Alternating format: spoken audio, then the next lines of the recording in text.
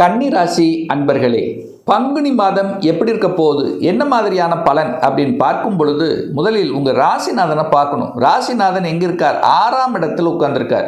6ஆம் இடம் என்பது சத்ருஸ்தானம், கடன், நோய், எதிர்ப்பு, பகை என்று சொல்லக்கூடிய 6ஆம் இடத்தில் இருக்கு. அப்போ நீங்கள் போய் 6ஆம் இடத்துல உட்கார்ந்துருக்கீங்க அப்படிங்கிறத ஞாபகத்தில் வச்சுக்கோங்க. அங்கே கூட உங்களோட யார் சேர்ந்திருக்கார் அப்படின்னா செவ்வாய் பகவான் சேர்ந்திருக்கார். அந்த செவ்வாய்ங்கிறது 8க்குரியவன், அட்டமாதிபதி, வலிவேதனை கொடுக்கக்கூடியவன் செவ்வாய். இந்த கன்னிக்கு ஆகாத ஒரு கிரகம் அப்படின்னா அது செவ்வாய் தான். ஏதோ ஒரு வகையில் ஒரு உபத்திரத்தை கொடுக்கும். அப்போ உங்க ராசிநாதனோட 8ஆம் அதிபதி சேர்ந்திருக்கு. அப்போ 8ங்கிறது ஒரு வலிவேதனை கொடுக்கக்கூடியவன் அல்லவா? அப்போ எதிர்மறை எண்ணங்கள், நெகட்டிவ் விஷயத்தை தூண்டும். கண்டிப்பாக உங்க மனசுல, ஆள் மனசுல சொல்லக்கூடிய பாசிட்டிவ் விஷயத்தை மட்டும் எடுத்துக்கணும். நெகட்டிவ் விஷயத்துக்குள்ள போகக்கூடாது என்பதை ஆழமாக மனதில் பதிய வைத்துக் கொள்ளுங்கள். இந்த கன்னிராசினர்கள் ரொட்டீனாக நீங்கள் என்ன நடக்குதோ அதை செஞ்சுக்கலாம், எந்த பிரச்சனை இல்லை. கோபம் வரும், ஆக்ரோஷம் வரும். ராசிநாதனோட சேர்ந்திருக்கு. சூரியன், சனி 2 கிரகங்கள் இணைந்து உங்கள் ராசியை பார்க்குது. அப்போ கண்டிப்பாக கோபம் வரும், பிடிவாத தன்மையும் இருக்கும். அந்த சூரியன் சனி 6ஆம் அதிபதியாக இருக்கக்கூடிய சனி பகவான், 12ஆம் அதிபதியாக இருக்கக்கூடிய சூரியன் 6, 12 இணைந்து நேர லக்னத்தை பார்க்குது, ராசியை பார்க்குது. ஹெல்த்தில் இம்பார்ட்டன்ஸ் கொடுக்கணும் அப்படிங்கிறத கன்னிராசி என்பர்கள் மறந்து விடக்கூடாது. ஹீட்டு, உஷ்ணத்தன்மை, உஷ்ணம் வரும், ஹீட்டு இருக்கும். வயிற்று சம்பந்தப்பட்ட தொந்தரவுகள், உபத்திரங்கள் வராமல் பார்த்து கொள்வதும், கால் வலி, குடைச்சல் இருக்கக்கூடிய தன்மை இருக்கும். சார் இதை எதுக்கு இது சொல்கிறேன்னா, நெகட்டிவ்னு நினைக்காதீங்க. இந்த இடத்தில் கொஞ்சம் கவனத்தோடு செயல்படணுங்கிறதுக்காகத்தான் நான் இதை சொல்கிறேன். ஏன்னா 6ஆம் அதிபதியோடு நீங்கள் சேர்ந்து இருக்கிறீங்க. ஒரு நல்ல விஷயம் என்னன்னா, குரு பார்வை இருக்கிறது. அப்போ முதலில் பாவத்துவம், முதலில் கெடுபலன்களை போன்ற ஒரு தோற்றத்தை கொடுத்து விட்டு அதற்கப்புறம் சமப்படுத்தக்கூடிய வாய்ப்புகள், சந்தர்ப்பங்களை உண்டாக்கும். ஒரு நல்ல விஷயம் என்னன்னா, பாக்யாதிபதி உங்களை பார்க்குறார். அப்போ உங்களை கெடுக்காது. ஸோ கெடுப்பதை போன்ற ஒரு தோற்றத்தை கொடுத்து கொண்டிருக்கும். கொஞ்சம் அலைச்சல் கொடுக்கும், திருச்சல் கொடுக்கும். கடைசி நிமிஷத்தில் அப்போதான் உங்கள் காரியம் சக்ஸஸ் ஆகும். முதலில் இழுபறியாக இருக்கும், அப்புறம் கரெக்டாக நடந்துடும். அப்போ என்னென்னா, கொஞ்சம் கவனத்தோட, கோபம் இல்லாமல், ஆக்ரோஷம் இல்லாமல் நிதானமாக செயல்படணும் இந்த மாதம் அப்படிங்கிறத ஞாபகத்தில் வைத்து கொண்டாலே போதும். மற்றபடி 2ஆம் அதிபதி உச்சமாக இருக்கிறார், குடும்பாதிபதி வலிமையாக இருக்கிறது. பொருளாதாரத்துக்கு கொடுக்கக்கூடிய கிரகமான சுக்கிரன் உச்ச பலம். அப்போ பணத்தில் பிரச்சனை இல்லை, பொருளாதாரத்தில் பிரச்சனை இல்லை. குடும்பத்தில் கொஞ்சம் அனுசரித்து போகணும். ஏன், எப்போ அப்படின்னா, இந்த பங்குனி மாதம் 12ஆம் தேதி 2ஆம் அதிபதி 8ல் போய் மறைகிறார். ஆனால் இருந்தாலும் குருவின் பார்வையில் இருக்குது. அப்போ என்னென்னா, கோவப்படக்கூடாதுன்னு ஏன் இதை நான் திருப்பி சொல்கிறேன் அப்படின்னா, இந்த பங்குனி மாதம் அந்த செவ்வாய் பகவான் நேராக எங்கள் மீனத்தில் போய் உங்கள் ராசியை பார்க்குறார். செவ்வாயினாலே கோப கிரகம். அப்போ அதோட சனி சேருது.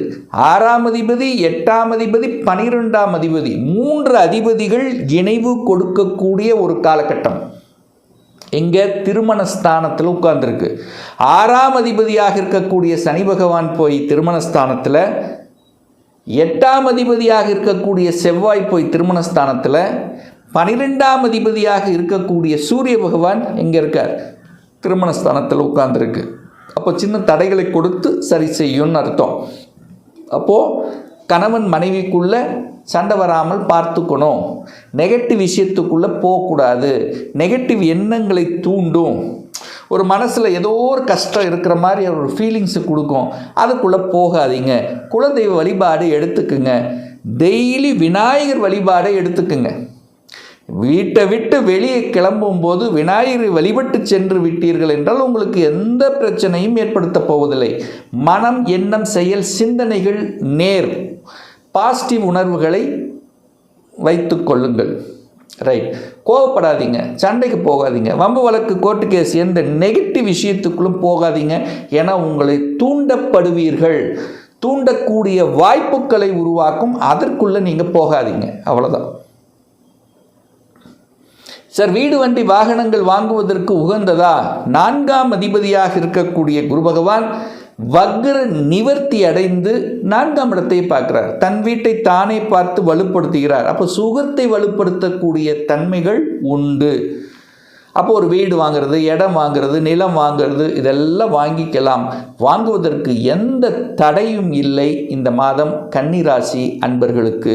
ஒரே ஒரு விஷயம் என்னன்னா, புதனோட உங்கள் ராசி அதிபதியோட ராகு சேர்ந்திருக்கின்ற காரணத்தாலும் 8ஆம் அதிபதி சேர்ந்திருக்கிற காரணத்தாலும் எழுத்து சார்ந்த டாக்குமெண்ட் சார்ந்த ஏதாவது வில்லங்கம் இருக்கா அப்படிங்கிறத 100% செக் பண்ணணும்.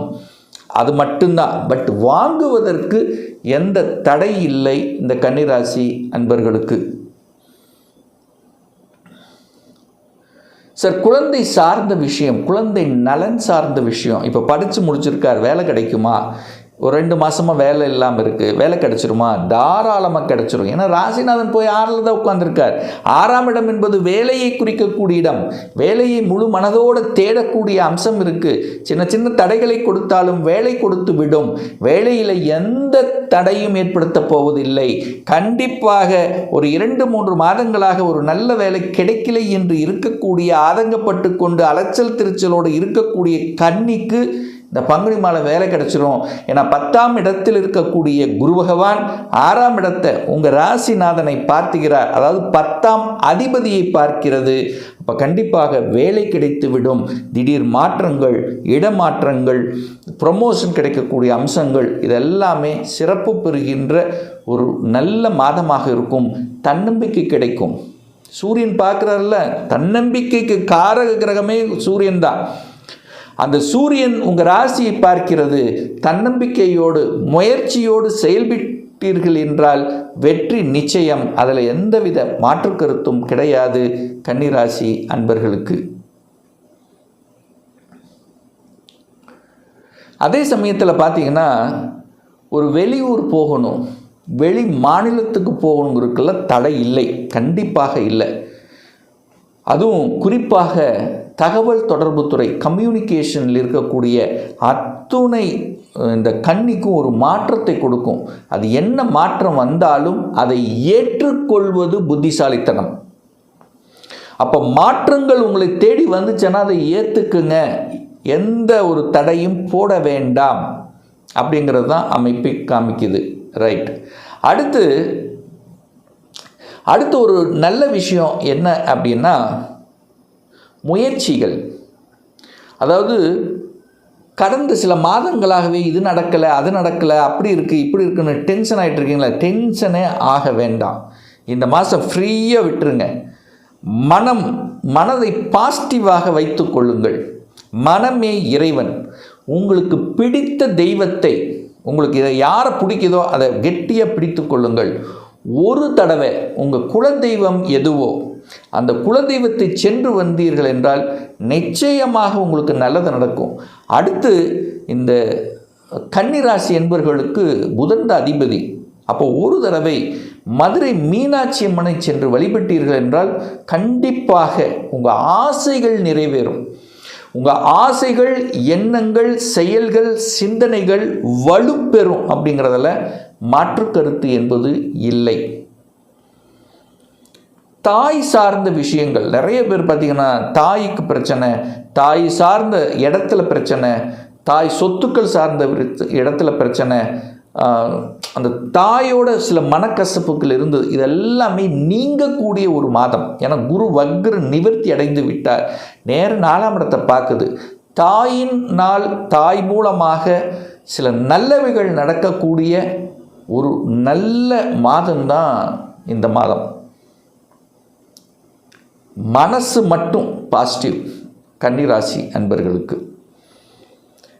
வெளிநாடு, வெளி மாநிலம், அந்நிய தேசம் சிறப்பு தரக்கூடிய ஒரு நல்ல மாதமாக அமைய இருக்கிறது.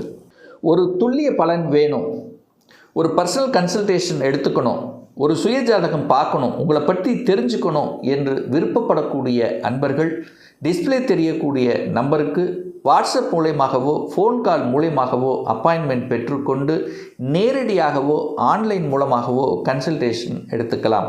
நம்முடைய அலுவலகம் கோயம்புத்தூரில் அமைந்துள்ளது. அதாவது கோயம்புத்தூரிலிருந்து மேட்டுப்பாளையம் செல்லும் வழியில் வெள்ளக்கிணர் பிரிவுக்கு அருகில் அன்னபூர்ணா ஹோட்டலுக்கு பக்கத்தில் அமைந்துள்ளது. பிரியர் அப்பாயின்மெண்ட் பெற்றுக்கொண்டு நேரடியாக கன்சல்டேஷன் எடுத்துக்கலாம். நிச்சயமாக இந்த பதிவு ஏதாவது ஒரு ரூபத்தில் உங்களுக்கு யூஸ்ஃபுல்லாக இருக்குங்கிறதுல எந்தவித மாற்று கருத்தும் இல்லை. நம்முடைய சேனலை நீங்கள் ஃபஸ்ட்டு டைம் பார்ப்பவர்கள் என்றால் மறக்காமல் சப்ஸ்கிரைப் பண்ணிக்கிங்க.